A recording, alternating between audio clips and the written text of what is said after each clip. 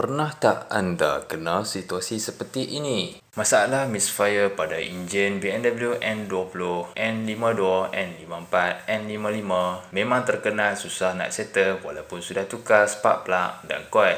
Memberikan anda rasa confused, buntu dan give up. Dan dalam masa yang sama, bos anda berfikiran seperti budak sekolah rendah. Punca sebenar biasanya bukan hanya dari ignition system, tetapi ia melibatkan fuel delivery, carbon build-up, sensor dan isu mekanikal seperti timing chain dan injap. Untuk tajuk seterusnya, mengapa ia berlaku hanya kepada enjin and family dari BMW? Sila like, share dan komen. Terima kasih.